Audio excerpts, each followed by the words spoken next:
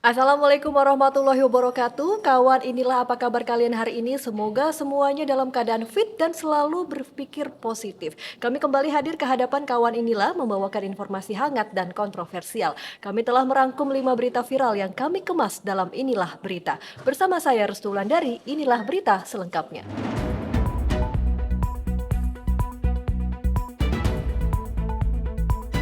Kita ke informasi pertama, kawan, inilah sekelompok anggota Satpol PP di Garut, Jawa Barat membuat pernyataan dukungan politik kepada salah satu pasangan calon presiden dan wakil presiden. Video ini viral di media sosial dan berikut video selengkapnya. Bismillahirrahmanirrahim. Assalamualaikum warahmatullahi wabarakatuh. Kami dari Forum Komunikasi Bantuan Polisi Pamung Praja Kabupaten Garut menyatakan Indonesia membutuhkan pemimpin muda di masa depan. Mas Gibran, Raka, Bumi Raka. Terima kasih. Badan Pengawas Pemilu Bawaslu Kabupaten Garut, Jawa Barat sedang menelusuri dugaan pelanggaran pemilu dalam kasus ini. Ketua Bawaslu Kabupaten Garut, Ahmad Nurul, mengatakan anggota Satpol PP itu diduga melakukan pelanggaran karena ASN harus netral dan dilarang menggunakan fasilitas negara untuk kampanye. Bawaslu juga tetap memproses dugaan pelanggaran kampanye meskipun Satpol PP Kabupaten Garut sudah memberikan sanksi berupa skorsing terhadap anggotanya yang ada dalam video dukungan itu. Bawaslu Kabupaten Garut sebenarnya belum menerima laporan pengaduan dari pihak manapun secara resmi tentang video dukungan Satpol PP itu. Namun ada kabar tim kampanye salah satu pasangan calon akan membuat laporan. Bawaslu Garut mengakui tidak ada ajakan untuk memilih salah satu calon presiden dan wakil presiden.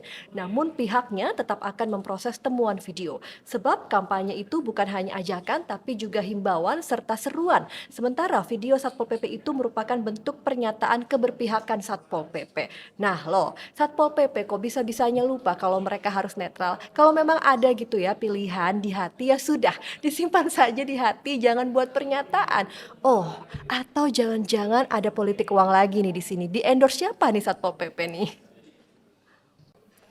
Berita kedua, Cawapres nomor urut 2 Gibran Raka Buming Raka akhirnya memenuhi panggilan Bawaslu Pusat Rabu 3 Januari 2023. Gibran diminta klarifikasi mengenai aksi bagi-bagi susu gratis di acara Car Free Day di Jakarta awal Desember tahun lalu.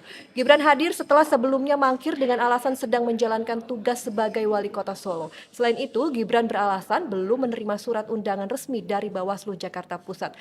Gibran bolos bekerja dan datang ke kantor Bawaslu Jakarta Pusat, tetapi kedatangan Gibran ini tak serta-merta membuat masalahnya menjadi terang. Tim kampanye nasional Prabowo Gibran justru akan melaporkan ketua hingga anggota Bawaslu Jakarta Pusat ke Dewan Kehormatan Penyelenggara Pemilu DKPP.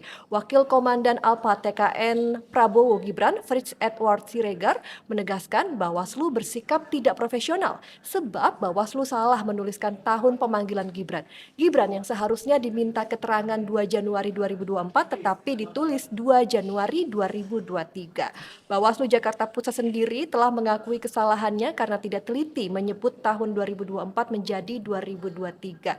Selain salah ketik, menurut TPN Prabowo Gibran, dugaan pelanggaran kampanye saat bagi-bagi susu gratis 3 Desember 2023 lalu itu otomatis gugur. Sebab dugaan pelanggaran hanya dapat ditindaklanjuti dalam waktu paling lama 7 hari setelah tanggal kejadian. Bawaslu Jakarta Pusat memang terkesan maju mundur dalam kasus bagi-bagi susu gratis Gibran ini. Sebelumnya Bawaslu menyimpulkan tidak menemukan pelanggaran kampanye, tetapi beberapa hari kemudian Bawaslu meralatnya setelah mengaku mendapati fakta dan data baru. Tidak disebutkan apa fakta dan data baru itu. Akhirnya ya, Bawaslu nggak maju mundur lagi nih untuk memeriksa Gibran yang notabene adalah anak Presiden Jokowi. Dan Gibran juga akhirnya bisa datang nih, tidak mangkir lagi ya. Dan semoga setelah ini bisa diungkap ke publik juga ya fakta dan data baru yang akhirnya membuat Bawaslu makin mantap nih meminta klarifikasi Gibran terkait bagi-bagi susu. Karena kan kita nggak jadi penasaran gitu ya kalau kita sudah tahu apa sih fakta dan data baru itu. Begitu ya kawan ya. Kita ke berita ketiga, kawan. Sejumlah warga di Kampung Sawah Cilincing, Jakarta Utara mengaku didata Babinsa usai didatangi Cawapres nomor urut 2 Prabowo Subianto. Pendataan yang dilakukan Babinsa dengan meminta KTP dan kartu keluarga warga. Namun, Kepala Pusat Penerangan TNI Brigjen TNI Nugraha Gumilar mengatakan pengambilan KTP dan KK oleh Babinsa bertujuan untuk mendata rumah yang direnovasi Kementerian Pertahanan. Tetapi video kedatangan Prabowo ke Cilincing menjadi viral dan diberi narasi Prabowo sedang membuat konten alias blusukan settingan. Berdasarkan video yang diunggah politisi PDI Perjuangan Adian Napitupulu, seorang warga bernama Nining menyampaikan informasi terkait kegiatan Prabowo ke kediamannya di Cilincing, Jakarta Utara. Menurut pengakuan Nining, sebelum Prabowo datang, ada 2 orang yang membawa kamera dan menyebutkan sebagai keperluan syuting. Tak lama berselang, ajudan Prabowo datang dan menyampaikan Prabowo akan datang sebentar lagi. Nining juga mengatakan anak-anak kecil di sekitar kediamannya diberikan uang Rp100.000 yang langsung diberikan ajudan Prabowo bernama Teddy. Menurut Nining, ia juga diminta KTP dan KK miliknya dan milik orang tuanya oleh Babinsa. Namun belakangan Nining membantah pernyataannya. Jadi apa yang sebenarnya terjadi nih kawan inilah? Sementara itu, sindiran dari kubu lawan mengenai kegiatan Prabowo di Cilincing yang disebut settingan langsung dibalas pendukung Prabowo Gibran. Seorang netizen dengan akun bernama Milenial Kritis menulis, Pak Prabowo melakukan belusukan ke Cilincing dengan niat baik, melihat kesulitan warga agar dapat membantu menyelesaikan masalah. Tapi Pak Prabowo dan Babinsa dituding miring oleh kubu sebelah. Makanya punya capres jangan pengangguran yang tiap hari cuma bisa pencitraan dan ngibul sana-sini. Wah, jadi sahut menyaut nih ya, gimana nih menurut kawan inilah? Tulis di kolom komentar ya. Kita ke informasi keempat, kawan inilah Rizal Ramli, aktivis yang selama ini dikenal kritis dan selalu bersuara keras kepada pemerintahan Joko Widodo, meninggal dunia. Rizal Ramli wafat dalam usia 69 tahun setelah berjuang melawan penyakit kanker pankreas. Presiden Jokowi menyampaikan ucapan duka cita melalui akun Instagram @jokowi. Ia mengunggah foto Rizal saat berpidato. Saya mengenal almarhum Rizal Ramli sebagai seorang ekonom yang cerdas dan aktivis yang kritis karena kecintaan terhadap bangsanya, kata Jokowi dalam akun Instagramnya Rabu 3 Januari 2024. Rizal Ramli meninggal dunia Selasa 2 Januari 2024. Ia sempat dirawat di Rumah Sakit Cipto Mangunkusumo, Jakarta sebelum meninggal dunia. Rizal Ramli adalah ekonom yang beberapa kali menduduki jabatan di pemerintahan. Ia sempat menjadi Menko Kemaritiman pada periode pertama Jokowi. Setelah di-reshuffle dari Kabinet Jokowi, Rizal Ramli seringkali menyampaikan kritik lantang untuk pemerintahan Jokowi. Selamat jalan Rizal Ramli. Dan kita sampai ke berita kelima, berita terakhir, tidak penting tapi lagi-lagi menggemaskan, khas inilah berita. Senator Bali Arya Wedakarna kembali membuat pernyataan kontroversial. Terbaru ia menyatakan ketidaksukaan terhadap petugas pelayanan publik yang mengenakan hijab. Dalam video yang viral itu Arya menyebut Bali bukan Timur Tengah dan sebaiknya jilbab diganti dengan bunga seperti tradisi masyarakat Bali. Dan berikut pernyataan Arya selengkapnya. Saya nggak mau tuh yang frontline itu. Saya mau gadis Bali yang kayak kamu, rambutnya kelihatan terbuka. Jangan kasih yang penutup nggak jelas.